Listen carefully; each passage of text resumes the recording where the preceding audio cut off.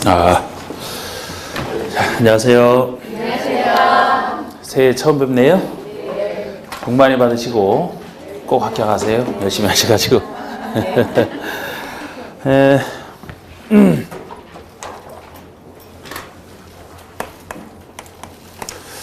자, 오늘은 이제 부동산 공법 첫 시간입니다.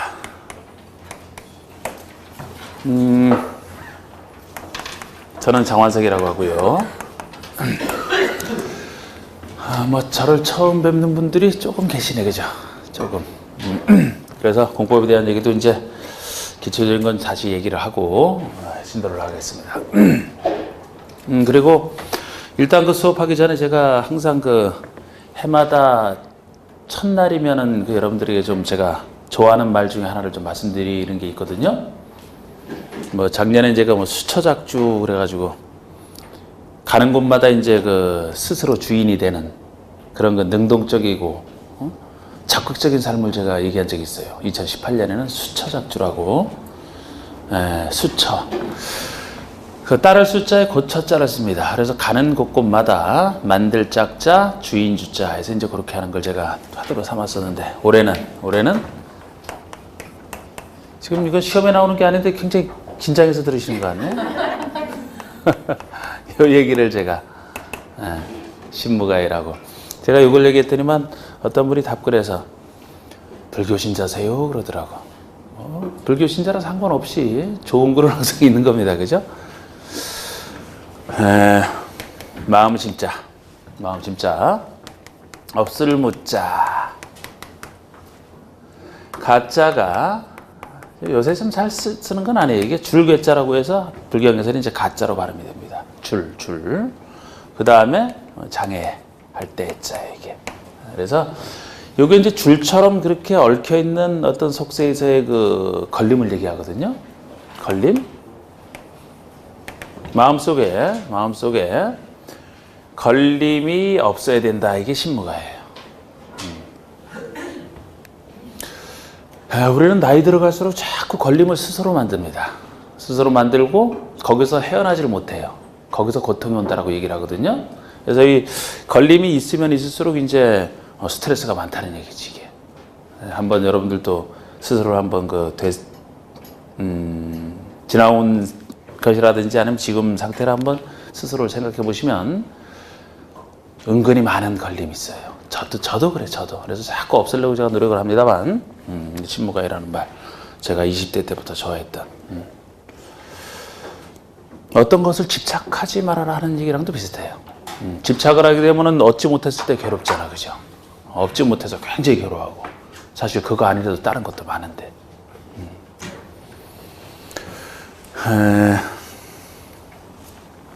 좀 어렵죠, 이 얘기가. 마음 비우라, 그거예요, 마음 비우라. 마치 걸림이라는 게 거미줄 같은 걸로 생각하시면 돼요, 거미줄. 거미줄에 그 곤충이 딱 붙잡혀 있다라면 옴서달싹 못 하잖아요. 새로운 곳으로 해서 나갈 수가 없어요. 거기 얽매여가지고, 바람처럼 쭉 통과하는, 걸림없이 통과하라는. 바람 피우라는 얘기가 아니고, 잘 이해해야 되잖아.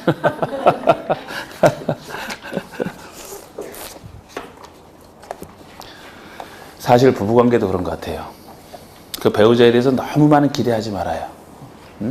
어차피 비슷한 사람들끼리 서로 만난 거예요. 그렇게 기대를 하고 그냥 안타까워하고 막 스트레스 받고 그렇습니까? 그 사람만 있는 건 아니잖아, 그죠? 아니, 그러니까 집착하지 말라는 얘기, 집착하지 말라고. 만약에 부부관계에서 오히려 행복이 없다 그러면은 뭐하려고 결혼한 거에 대해서 집착을 합니까? 이혼하고 새 출발해야지. 정 가망이 안 보인다라면. 저는 부부관계에서도 굉장히 좀 서로에게 너무 속박하는 것은 결혼이 아니다라고 생각해잖아요. 그전부터 와이프한테 결혼할 때도 내가 그랬어요. 결혼이라고 해서 서로 좋자고 결혼하는 것이 서로 속박하고 구속하는 관계가 되면 이거는 오히려 감옥 생활이 될 수 있다라고. 저는 그래서 와이프가 어디 동창회 나가겠다 그러면은 저한테 허락받아야 되나요, 그거를? 통보만 하면 되지, 그지? 통보만. 통보만 하면 되죠. 말 없이 가면 걱정하니까. 뭐 며칠 갔다 오겠다. 왜 며칠을 못 갔다 옵니까? 네? 저 그래요. 걸림이 없다니까.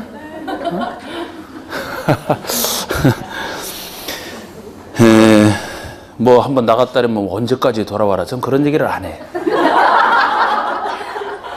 아니 본인이 필요하면 갔다 오겠지. 네? 그만큼 이제 제가 또 신뢰를 줘야지. 뭐 제가 뭐 그 사람한테 스트레스 덩어리가 되는 동안 저 보기 싫어서라도 일부러 밖에 있다가 안 돌아오겠지. 저는 늦게 오라 해도 자꾸 돌아와. 새벽 3시든 4시든 뭘 걱정을 합니까?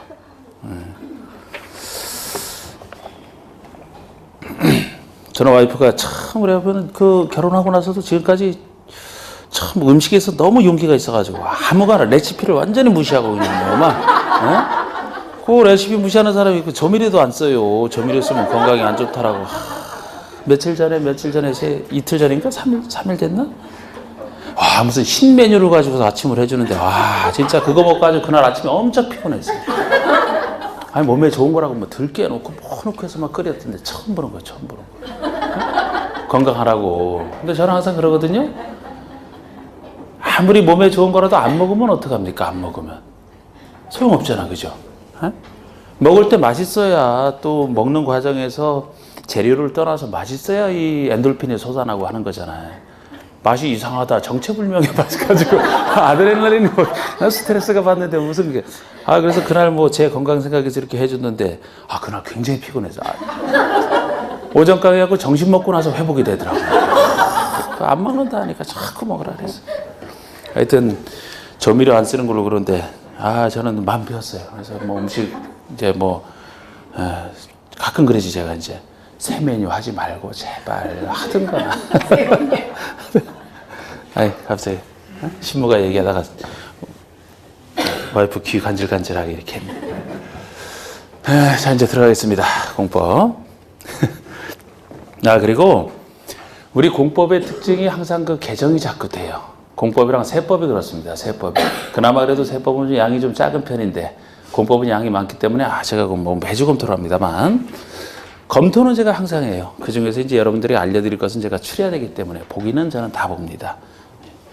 예를 들어 12월 16일 날 개정되고 12월 24일 날 크리스마스 이브 선물로 개정되고 12월 31일 날 망년 선물로 개정되고 피곤해. 법령 규칙 중에 저는 많이 봐요. 많이 보는데 그거를 1월 1일까지 개정된 것을 조금 반영해서 제가 준비를 했거든요. 준비를 했는데 우리 책이 이 학원에만 있기 때문에 여기 와서 제가 거기다가 페이지를 넣어야 되는데 내용을 해놨는데 페이지를 못 넣어가지고 다음 주에 와서 제가 지금 나가는 데 있어 바뀐 것은 제가 이제 해드릴 테니까 진도 과정에 있는 거는 다음 주에 나가면은 꼭 여기다 책에다가 반영을 해주세요. 얼마 안 돼요. 해당 부분에 삭제하려면 삭제하고 추가하려면 추가하시면 돼요. 찾아가지고. 그리고 이제 그 OX 자료 나가는 것도 꼭 풀어보세요. 꼭 풀어보시오. 복습 삼아. 자, 공법이 무엇이냐? 부동산 공법이. 일단 여러분 공법의 특징 새로 하시는 분들이 있기 때문에 몇 분을 해서 잠시 어떻게 공부를 해야 되는지 이거 말씀드리고 또 들어가야 되겠네. 자, 우리 공법은 양이 굉장히 많은 게 특징이에요. 양이. 그래서 굉장히 축소를 해야 됩니다. 축소. 간단하게 말씀드릴 거예요. 자, 축소해야 된다는 것은 제가 축소를 합니다. 이론 강의는 5월, 6월까지 돼야 이론이 완성이 되고 그 다음에 7월부터는 이제 문제 들어가잖아요. 제가 단계를 높입니다. 조금씩. 11월, 12월에 강의했던 거 지금 안 하는 게 아니고 또 해요. 1, 2월 강의 또 합니다. 또 하기 때문에 혹시 처음 시작하시는 분들 11월, 12월 거를 들으시면은 지금 듣는데 훨씬 유익해요. 다시 반복이 되니까. 근데 정 시간이 없으면 1, 2월 달 하는 거를 따라오실 수 있으면 따라오셔도 상관없어요. 그때 했던 걸 또 하기 때문에. 또 하고 거기다 살을 좀 더 붙입니다. 3, 4월에는 다시 좀 더 붙이고 5, 6월 달 완성인데 그때까지 제가 언급하는 거 외에는 여러분들이 하시면 안 돼. 제가 이렇게 줄여드려도 공법 양이 한 3분의 1 정도까지 줄어드려도 그래도 양이 많은 편에 속해. 다른 과목에 비해서. 그렇기 때문에 제가 해드린 부분이 아닌 곳에서 문제가 나왔다. 당연히 부담 없이 틀리셔도 돼요. 제가 하는 부분에서만 잘 아시는데 제가 안 하는 부분 나오는 걸 왜 맞추려고 노력을 합니까? 맞출 생각하지 말아요. 운 좋으면 맞추고 아니면 아니고 그건 마음 비워야 돼. 하는 것만 잘해도. 근데 제가 하는 것만 제대로 해도 뭐 고득점 나옵니다. 그래도 하여튼 수업 시간에 잘 듣고서 그거 하시는 제가 해드리는 것 그거로만 국한시키는 거 절대 다른 거 하지 말아요. 나오면 찍으면 돼. 자, 그리고 축소한 상태에서 알아야 되지 않습니까? 그죠? 이해를 해야 될 것하고 정 안 되는 것은 암기하는 것도 있어요. 근데 항상 여러분들 중에서는 요거는 항상 뭐가 먼저가 되느냐 논란이 있는 걸로 알고 있습니다. 그런데 저는 만약에 공법이 아니라면 저는 암기 하나도 없을 거예요. 공법이 아닌 다른 과목이라면 1차 과목 같은 거라면 나는 다 요거로만 할 거라고 만약에. 저는 실제 사식, 사법시험 그렇게 많이 할 때, 우리 공시법 선생님? 저랑 비슷하게 공부를 했던 것 같은데? 우리 토요일 날 한번 선생님들 다 같이 한번 신년회에서 같이 만났었거든요. 평소에 만날 기회 별로 없어요. 미리 그 자리가 마련되지 않으면 못 만납니다. 그래서 한번 그때 만나서 여러 가지 이제 대화를 해봤는데, 저랑 많이 비슷하더라고요. 그 선생님이. 속을 많이 썩였다는 얘기예요. 사실을 옛날에 많이 했다는 얘기는. 근데 제가 공부할 때 그분도 1차 합격 여러 번 하셨던데 2차에 떨어졌던데 저는 거기서는 한 80몇 점 맞아 1차 합격합니다. 위에서부터 그냥 순서대로 자르거든요. 저는 근데 제가 공부할 때 암기 코드 잡은 거 하나도 없었어요. 그 수많은 과목에서 하나도 잡은 게 없어요. 근데 공법이니까 하는 거예요. 공법이니까. 규제법이기 때문에 좀 더 기술적인 법이라 요렇게 다 할 수가 없어서 요것도 끼워둡니다만 여러분들이 여기에 중심을 둬야지 여기에 중심을 두면 안 돼, 절대로. 특히 요새 문제 같은 경우 작년 문제 대표적이잖아요. 그런데 최근 5년, 6년 그 경향이 다 그렇습니다. 단순 암기 해봤자, 암기하기도 힘들지만 해봤자 찾지를 못해, 점수를. 정답을 못 찾아요. 변형해서 나오니까. 영혼 없이 암기하면 그냥 아무 생각 없이 떨어져. 그래서 공부를 열심히 하고. 진짜. 만약에 암기를 하더라도 요 내용이 이해가 된 바탕에서 암기하면 괜찮아요, 그거는. 근데 생각 없이 암기하면 소용이 없다니까, 소용이. 근데 그냥 암기하려고 하시는 분들이 있어요. 계속 해야 돼, 그런 공부를. 계속. 내년에도, 후년에도, 10년 후에도. 좀 강력한 얘기를 하니까. 자, 저는 8대2 정도로 봅니다. 비율을. 8대2 정도로. 이해를 통해서도 암기를 해야 된다고 생각하시는 분이 있는데 그건 이해가 안 됐다는 얘기예요. 이해가 되면 내용은 당연히 찾을 수 있어요. 여러분들 가족관계를 암기해서 압니까? 살다 보니까 그냥 이해 통해서 알게 되지. 성격 이런 것도 암기해서 되는 거 아니잖아. 이해를 하면 알게 돼요, 자연스럽게. 그런데 요거는 뭐냐면은 요거 제가 이해 못 시키는 부분이 있어요. 공법이기 때문에 그래. 입법 정책의 문제 같은 거. 그것은 이제 단순 암기로 해야 되는 것도 있는데 비율이 이 정도는 돼야 됩니다. 어쩔 수 없는 것만 제가 도움사를 따드려요. 간혹 가다가 이해할 수 있는데도 불구하고 요거를 또 본인 나름대로 훌륭한 도움자 또 찾아서 만드시는 분이 있어요. 그러지 마시라고요. 이해하실 건 하고 어쩔 수 없는 거 요것만 암기하는 쪽으로 가셔야 공법이 어려운 과목이 안 돼요.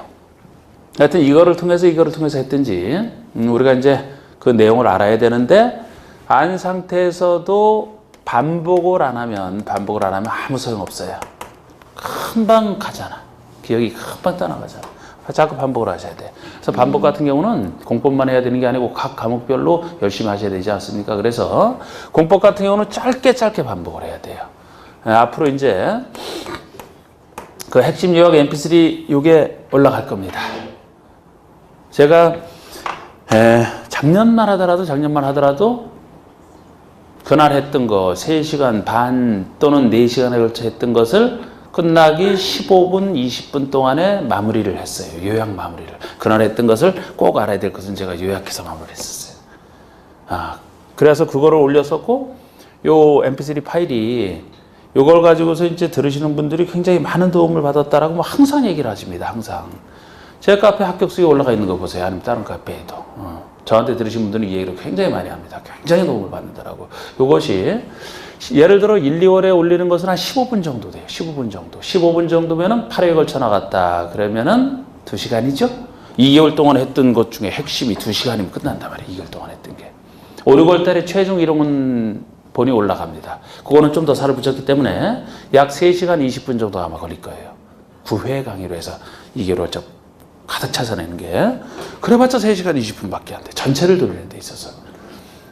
이거 활용을 잘 하셔야 돼요. 그런데 작년 같은 경우는 제가 모든 학원에서 월화수목금 오전 저녁에서 다 하다가 그게 마지막에 정리하는 게 굉장히 힘들어요.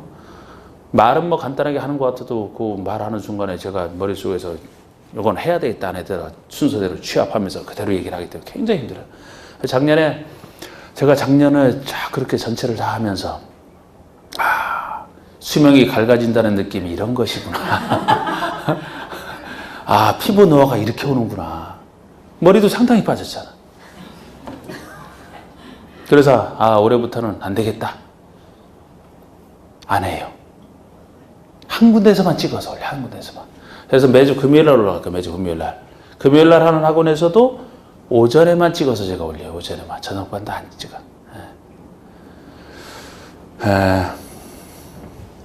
그래서 하여튼 올리는데, 그럼 이게 어디가 있냐면은 여러분들이 찾아오셔야 돼요. 그래서 네이버 있잖아요. 네이버에 제 이름 치면 카페 하나 딱 나오고, 거기 매주 금요일날 저녁 때 이제 업그레이드, 그게 업그레이드가 아니에요. 그건 뭐라 그래요? 업로드. 업데이트. 올라갈 겁니다. 꼭 활용을 하세요. 오실 때 뭐 하면서 오십니까? 이런 거 딱 뒤에 꽂고서 탁 오시면은 자연스럽게 한 번 반복이 되는 거예요. 그냥. 가실 때 한 번. 화장할 때 시간이 많이 걸린다면 그때도 딱 꽂고. 자기 전에 뭐 잠 바로 안 온다. 들으세요, 그러면. 하나 들으시면 돼요. 그러면 계속 자연스럽게 반복이 돼요. 수백 번 들을 수가 있어요. 시험 보기 전까지. 귀에서 울려봐. 걱정할 필요 없어요. 왜 한숨이 나오니까 지금. 어떤 분은 시험 직전에 그냥 집중 안 되고 할 때 그냥 막 들으시잖아요. 계속 들었던 것이니까 아주 익숙해져 있거든요. 그런 분들은 29회처럼 어렵게 나왔다 해도 고득점 나오는 거예요. 고득점. 기억이 쫙 살아나는데. 이런 식으로 해서 하시면 돼요. 아주 쉬워요, 공법. 이렇게 하시면. 왜 이렇게 표정이 경직돼 있지, 그런데? 이렇게 쉬운 길을 알려드렸는데? 재밌어요, 그리고. 자꾸 이제 알다 보면 자꾸 재밌어요. 자, 이제 공법이 무엇이다. 이제 들어간대. 참 오래간만에 들어가네, 이제. 자, 우리 도전단 공법이라는 것은 한마디로 얘기하면 규제법이다.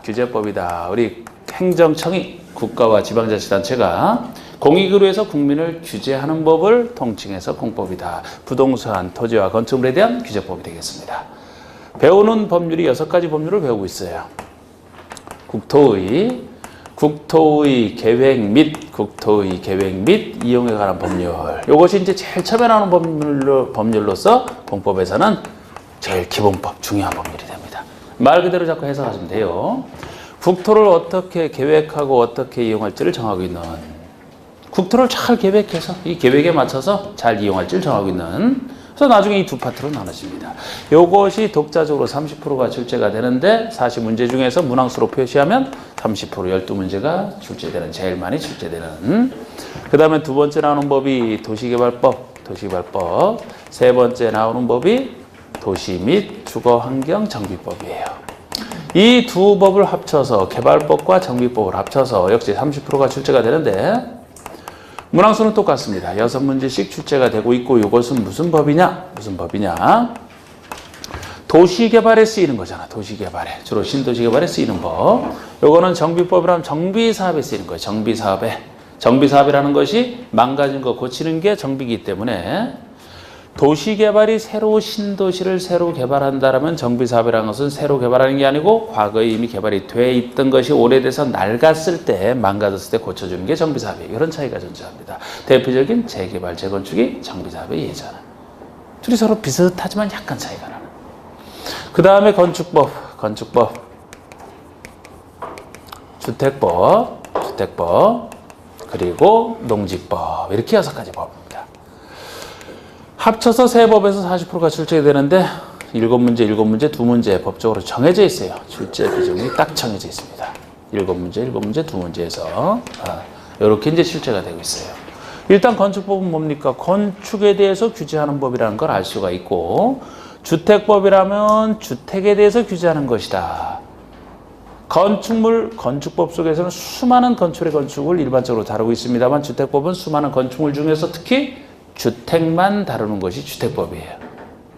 그리고 농지를 다루는 게 농지법이고, 이렇게 출제가 되고 있습니다. 이걸 우리가 앞으로 부동산 공법 시간에 배우게 될 6가지 법률이 되겠고요. 농지법 두 문제라고 무시하시면 안 돼. 농지법 두 문제라고 무시하면 안 되는 게, 여러분들이 항상 공부하시다 보면 어떤 분들 그래요. 나는 이 법 너무 어렵다. 이 법 어려워서 난 포기. 다른 거에서 잘하면 되지. 아주 이거 자신 있는데 여기서 다 맞춰야 뭔 문제예요? 12문제인데. 예를 들어, 요거 마음에 들어. 그냥 요거 열심히 해. 요거 포기. 작으니까. 그러면 그 해 시험을 포기하는 거예요. 맞지? 여러분, 이게 항상 그 전체적으로 난이도를 맞춰서 출제를 하게 돼 있어요. 근데 전체적으로 맞출 뿐만 아니고 공법 같은 경우는 법별로도 맞죠. 법별로도. 예를 들어 두 문제가 여기 나온다면 쉬운 문제, 한 문제, 어려운 문제, 틀려도 되는 문제, 한 문제 이런 식으로 나온다고. 여기도 마찬가지예요. 그렇다면은 예를 들어 한두 문제 가지고 막 당락이 결정이 되고 하는데, 요거를 작다고 포기했다? 작은 시간 투자해서 공부를 할 뿐인데? 그럼 여기서 쉽게 맞출 수 있는 한 문제를 어디서 맞추겠다고 도대체? 다른 데서 어려운 부분에서 맞추겠다고요? 안 돼, 그거는. 그래서 어느 법도 포기해서는 안 돼요. 여러분들이 포기하고 싶다라면은 각 법에서 어려운 부분을 내가 설명을 해도, 어려운 부분은 이것만큼은 나한테 하면 돼. 그러면 그건 포기해도 상관없어요. 법을 포기해서는 안 돼요, 각 법을. 자, 그리고 역시 뭐 시험과는 큰 관련 없지만 간단하게 1월달이니까 이 부동산에도 대한 공법이라고 했죠.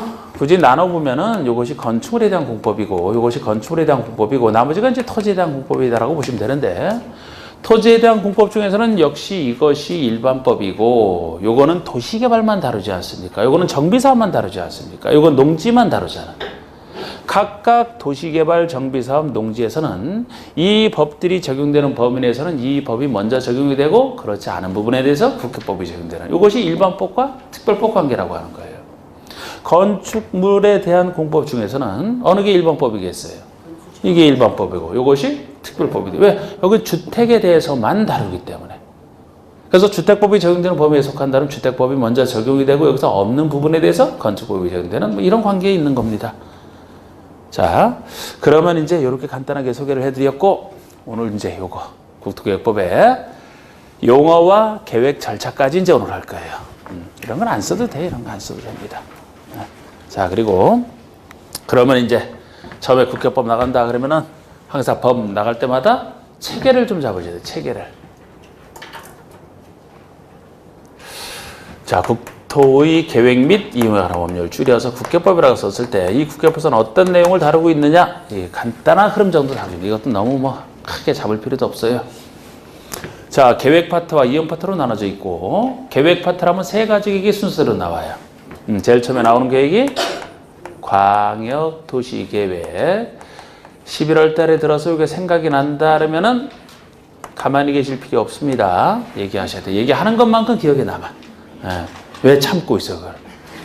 자, 두 번째 계획이 뭐예요? 두 번째 다루는 것이 도시고. 아이고, 이렇게 잘 알고 계시면서. 그 참느라고 얼마나 힘드셨어요?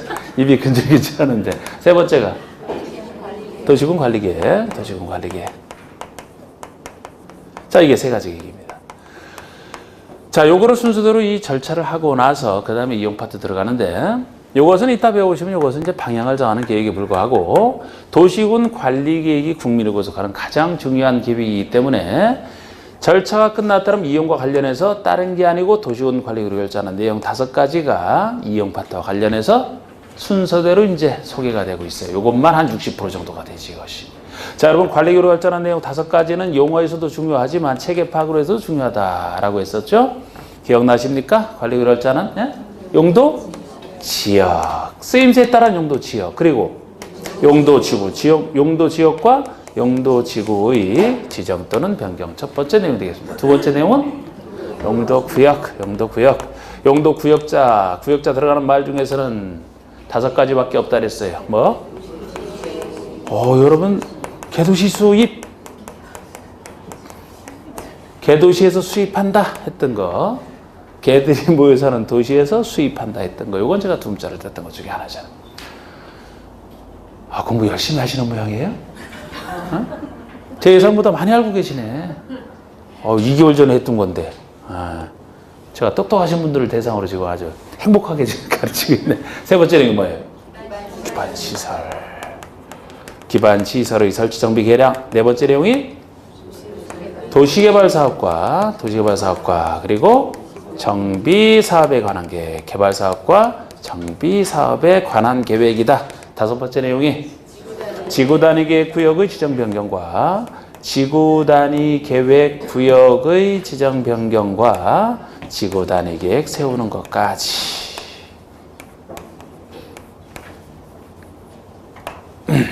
다섯 가지네요. 이 중에서 이것만 관리계획 내용이지만 내용은 없어요. 국회법에 소개가 안 돼 있어요. 왜냐하면 이것은 두 번째 법인 도시개발법에서 쫙 다루고 있고, 이것은 세 번째 법인 정비법에서 쭉 다루고 있어서 내용은 없고, 요거 순서대로 쭉 나오고 있습니다. 이게 이용 파트의 대부분이에요. 근데 이제 요거까지 끝났다 그러면 관리계획의 내용인데 관리계획과 전혀 상관없이 또 다른 이용을 규제하는 것이 있는데, 그것이 사적 개발행위를 통제하는 개발행위 허가제입니다. 이 내용들이 큰 틀에서 여러분들이 국회법에서 배우실 내용이고, 오늘은 용어와 이 세 가지 계획 수립 절차까지 오늘 진도가 이제 나갈 겁니다. 자, 그래서 용어부터 이제 나가야 되는데, 항상 우리 공법은 행정청이 규제하는 것이기 때문에 주체가 되는 행정청 흐름부터 정확히 잡아두시고 그거를 이제 생각을 해야 돼. 아이고, 첫 용어 나가기가 왜 이렇게 힘든지 모르겠네, 그죠? 자, 행정체계를 나중에 저 쓸까 생각해서 지금 이쪽으로 왔는데, 저 안 보이시는 분들은 그 화면 있죠? 이쪽으로 오는 게 굉장히 그러네. 너무 이쪽으로 오는 것 같아서. 행정체계를 먼저 틀을 잡으셔야 돼. 자, 행정체계는 우리 책에서는 어디쯤 나오나요, 이제? 7페이지. 17. 17페이지에 4번에 나오는 거예요. 네?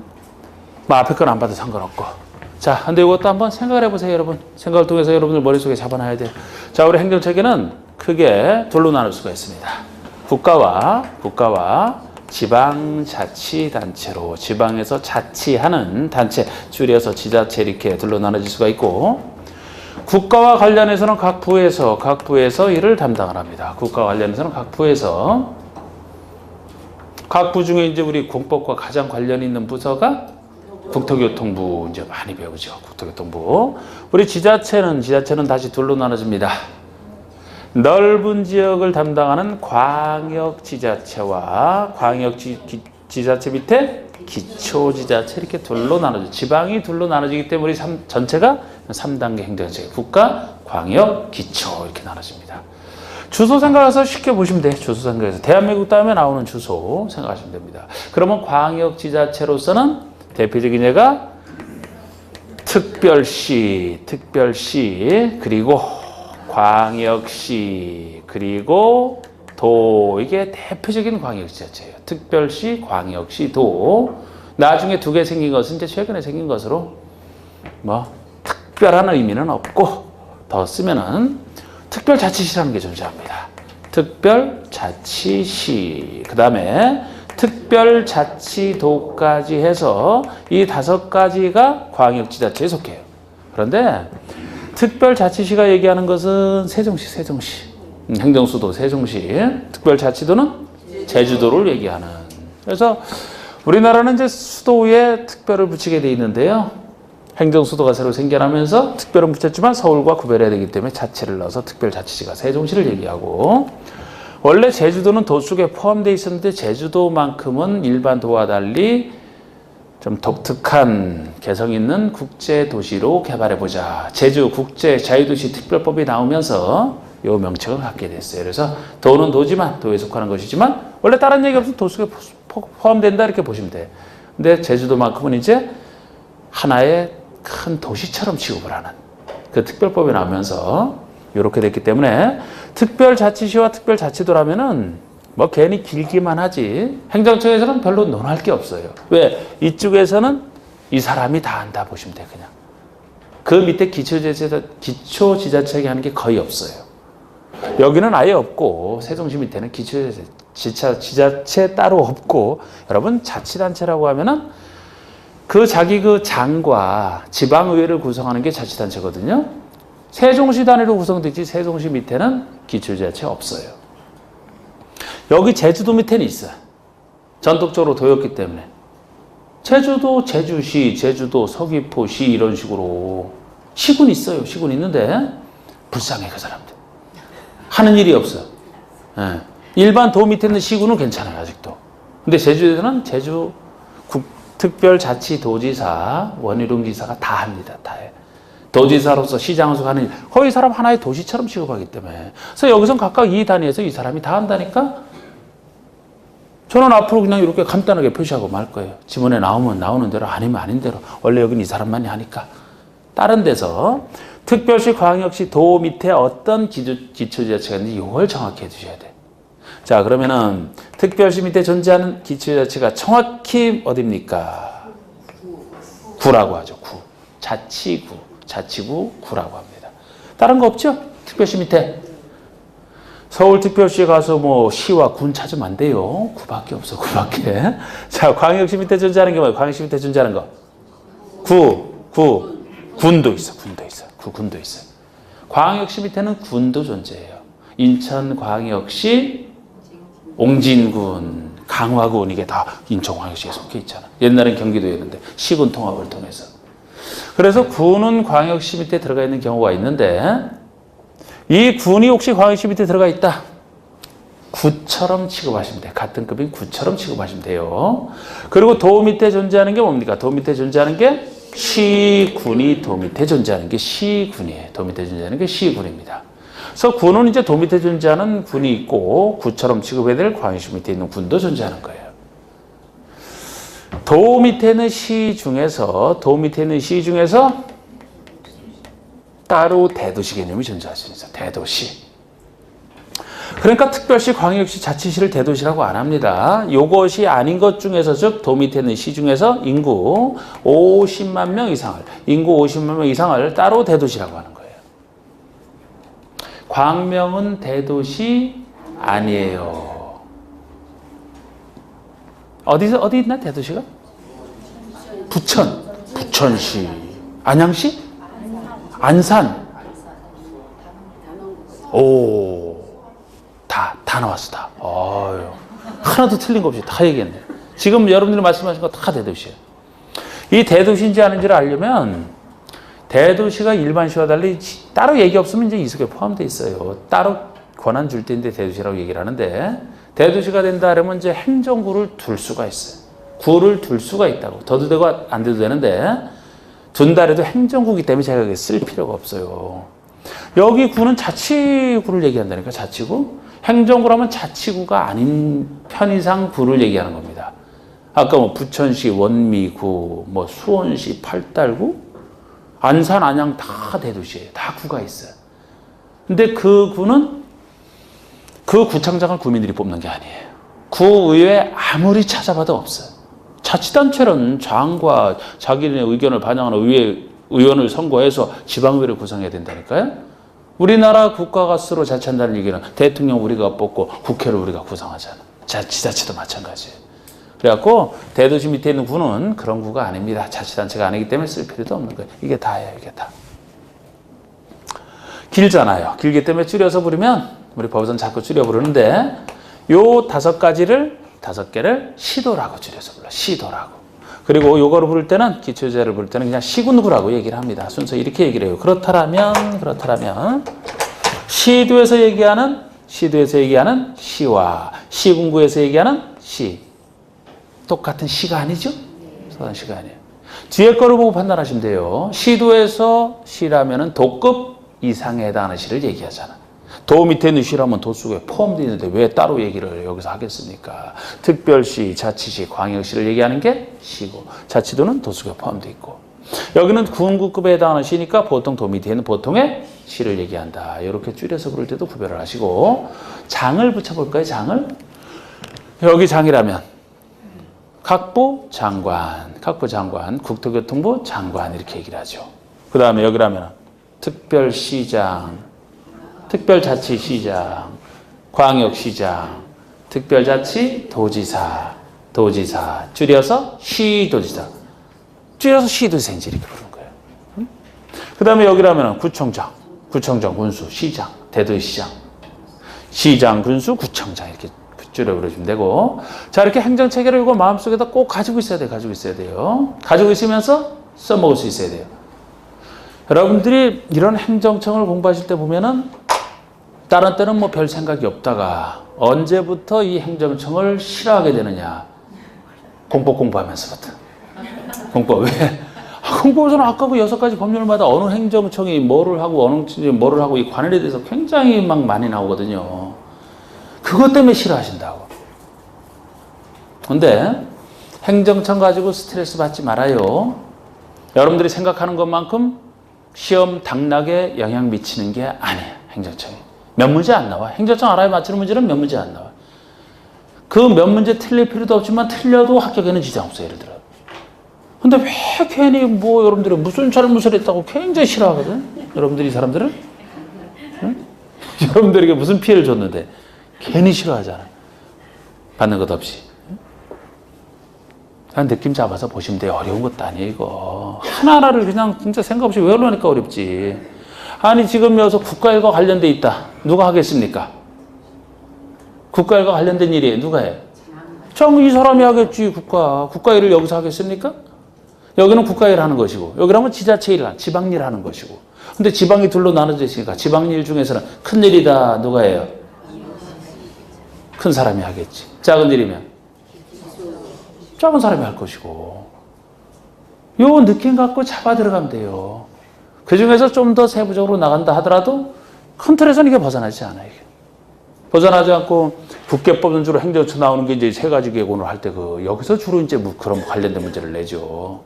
여긴 따로 이제 정리하시고. 그 다음에 개발법 가면 제가 한 줄로 정리를 해야 된다고. 한 줄로. 정비법 역시 한 줄로 그쪽 관련된 행정청을 왜 둘이 차이가 나는지 해드립니다. 한 줄이면 끝난다니까 다. 건축법, 주택법에서도 왜 건축법, 주택법의 절차에서 그렇게 행정청이 차이가 나는지 작은 일, 큰 일 하면서 말씀드리면 돼요. 농지법 별로 할 것도 없고. 별로 안 돼. 근데 한번 세세하게 생각하지 마시고 그냥 재미삼아 하시면 돼. 아직도 잘 안 믿는 분위기 같은데. 안 믿는 분위기 같은데. 자, 이제 행정체계를 했으면 이제 국회법 용어 들어갈 겁니다. 자, 넘겨보세요. 이제 국회법 용어. 자, 18페이지부터 이제 나오네. 18페이지부터. 자, 여러분 또 나가기 전에 우리 요 말부터 한번 분석을 해볼까요? 이제 처음 하시는 분들 이제 용어 엄청 나옵니다.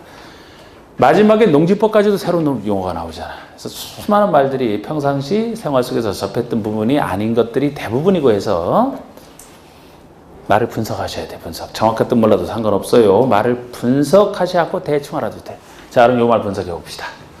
자, 우리 도시군 기본계획과 도시군 관리계획을 합쳐서 부를 때, 둘을 합쳐서 부를 때 이것을 도시군 계획이다 이렇게 얘기를 해요. 도시군 계획이다. 그럼 이 말부터 분석을 해볼까요? 어느 계획이냐? 아, 도시군에 대한 계획이다.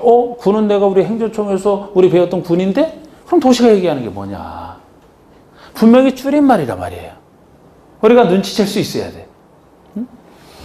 분명히 도시군 계획이지 국가계획은 아니니까 이거 지방계획을 얘기하는데, 우리 지방은 지방계획을 얘기하는데 이렇게 2단계로 나눠져 있으니까 이제 문제가 되는 거예요. 서구 선진국 같은 경우에는 지방자치단체가 간단하게 하나의 종류로, 그럼 국가와 지자체 2단계 행정체계로. 우리나라는 역사적으로 3단계라고 해요. 3단계. 외국에서 어떤 일 요구해서 하겠다 그러면 막 피곤해합니다. 여기 거치고 국가 차원에서 거쳐야 되는 게 있기 때문에 더 비효율적이에요. 근데 어쩔 수 없어요. 2단계로 나눠져 있는데 지방계획을 수립한다라면 2단계 나눠지는 걸로 다 수립하는 게 아니고 어느 하나로 해서 할 텐데 그 느낌을 한번 잡으세요. 아까 제가 자치시라면 자치시 단위로 계획 수립해야지 지방계획을 다른 단위로는 만들 수가 없죠. 제주도라면 그 밑에 시군이 있지만 하나의 도시처럼 취급한다고 했기 때문에 제주특별자치도 단위로 지방계획 수립할 수밖에 없어요. 여기는 항상 그곳에 있는 그곳 단위로 그곳 행정청이 다 한다 그랬잖아요. 그럼 여기서 이제 문제가 되거든요. 여기서. 자, 힌트는 이 지방계획을 수립하여 집행을 하는데 대상구역이 너무 넓더라면 너무 넓어. 그 넓은 곳을 어떻게 한꺼번에 다 집행을 하겠습니까? 너무 넓으면 안 돼. 반대로 너무 좁아도 너무 좁기 때문에 비효율적이에요. 항상 법은 적당한 거. 적당한 크기. 자, 특별시, 광역시 단위로 지방계획을 수립하는 게 효율적일까요? 특별시, 광역시 밑에 있는 구나 구군 단위로 수립하는 것이 효율적일까요? 이런 걸 이제 억지로 기억할 생각하지 마시고 생각해봐서 그냥 느낌 잡는 게 좋다 이거예요. 느낌 잡는 게. 어느 단위로 할까요? 특별시, 광역시 단위로? 어? 싫어? 구 단위가 좋을 것 같아? 구? 판단을 해요. 판단을 그냥 틀려도 아무 상관없어. 틀려도 우리는 여러 가지 시행착오를 통해서 수많은 시행착오를 통해서 느낌 잡아가는 거야. 적당한 느낌으로. 법은 다 아주 적절한 균형이 있습니다. 이게 상식이랑 통해. 법은 특별시 단위, 구 단위. 자, 서울특별시 면적은 지나치게 넓을까요? 지나치게 좁을까? 아니면 적당할까? 넓어요? 넓다라는 얘기가 나왔는데 서울특별시와 사실 여기는 좀 작죠, 시가. 여기는 좀 시가 작아. 보통 시랑 우리 안산이랑 비교해볼까? 안산 아시잖아. 안산 면적이랑 서울특별시 면적이랑 면적상 어디가 더 클 것 같아? 서울이 클 것이다. 잘 모르겠는데 저도 잘 몰라. 잘 모르는데 서울이 현격하게 크진 않아요. 크더라도 약간 차이가 있을까? 어디가 더 큰지 모르겠어요. 근데 제가 그 전에 한번 포항에서 한번 거기 계시는 분이 질문을 해서 한번 포항을 찾아봤단 말이에요, 제가. 포항보다는 서울이 확실히 작아. 인구는 서울이 엄청 많죠. 인구 1,000만이 사니까. 그런데 포항보다 면적에서 작아요. 포항이 훨씬 크더라고. 한 4분의 1은 더 큰 것 같아. 몰랐죠, 그렇게. 그러면 특별시 단위로 수립하는 것이 적정한 면적일까요? 아니면 구 단위로 수립하는 게 적정한 면적일 것 같아요. 특별시 단위로 만든다라고 보시면 돼. 특별시, 광역시 단위로 만든다. 구 단위는 너무 좁아서 돼. 너무 좁아. 아예 좁아. 너무 크죠. 예를 들어 서울특별시에 구가 몇 개나 있습니까? 20 몇 개가 있는데 그 구라면은 보통 시에서 동거기랑 비슷해. 네. 면적 의외로 작아요. 면적은 바글바글 모여 살아서 그렇지. 작아. 너무 좁아서 안 돼. 그럼 도 단위로 수립할까요? 시군 단위로 수립하는 게 맞을 것 같아요. 시군 단위로 수립하는 게 맞다는 거예요. 서울특별시랑 시, 군 면적 비슷하다니까 이게. 광역시랑 이 면적이 서로 비슷하다니까요. 면적상으로 도 단위는 너무 넓어서 안 돼. 아니 경기도 생각해봐요. 경기도 저 경기 남부에서부터 저 경기 북부까지 얼마나 많고 그 안에 수많은 개성 있는 시군이 너무 서로 다른 시군이 얼마나 많이 존재하는데 그걸 통일해서 뭘 하겠다고. 도 단위는 너무 넓어서 비효율적이다. 구 단위는 너무 좁아서 비효율적이다. 도구 단위는 안 해요. 도시군계획을 얘기하면서 구 단위로, 도 단위로 이런 얘기를 하게 되면 그 자체가 틀리는 거예요. 어느 단위로 수립한다고요? 특별시, 자치시, 광역시, 자치도, 시, 군 단위로 수립하는 것이고 요걸 줄인 것이 도시군이다 보시면 돼. 군을 도시라고 못하니까 군은 여기 군을 얘기하고 나머지가 요게 다 도시라고 표현한 것이지. 그래서 도시와 군에 대한. 그래서 보통 이제 도시군계획이라고 하면은 여러분들이 이 용어 자체는 많이 바꿨다니까요. 도시군이 얘기하는 게 뭐냐? 뭐의 줄임말이냐? 특별시, 광역시, 자치는 제가 이렇게 표현한다니까 간단하게. 특광, 시군에 대해서 이렇게 생각하시면 돼. 거기에 대해서 요렇게 분리를 하게 되면 요 말을 그대로 넣으시면 돼. 도시군, 특광, 시군에 대해서 뭔지 몰라도 어떤 기본적인 방향을 정하고 있는 계획일 것이다. 여기라면 도시군, 특광, 시군을 구체적으로 관리하기 위해서 수립하는 것일 것이다. 이게 도시군 계획 얘기입니다. 그러면 광역도시계획이 나오는데 요거는 도시계획 앞에 광역이라는 말이 붙어 있잖아. 도시계획이 다시 도시군계획의 줄임말 자꾸 줄여서 불러요. 그냥 통일하지도 않고 대충 보시면 돼. 그래서 그런데 여기 광역이 붙어 있다는 게 여기랑 차이점이잖아. 아까 도시군이라면 하나의 특광시군을 주로 전제로 한다라면은 앞으로 광역자가 여기뿐만 아니고 다른 데서도 나온단 말이에요. 광역자가 나오면 너를 광자, 지역 역자, 아까 여기서 쓰는 용어랑 똑같은 거예요. 광역이랑 넓은 지역을 얘기하기 때문에 보통 도시군이 하나의 특광시군을 전제로 한다라면 광역이 나오면 최소 둘 이상의 특광 자치자치도시 군에 관련되는 이라고 느낌을 잡으시라는 거예요. 그러면 대충 둘 이상의 특광시군에 관련되는 넓은 지역에 대한 어떤 계획일 것이다. 이렇게 되겠죠. 그죠? 일단 분석했을 때는 이렇게 됩니다. 이걸 바탕으로 해서 이제 나갈 거예요. 이제 나갈 겁니다. 보시죠. 이제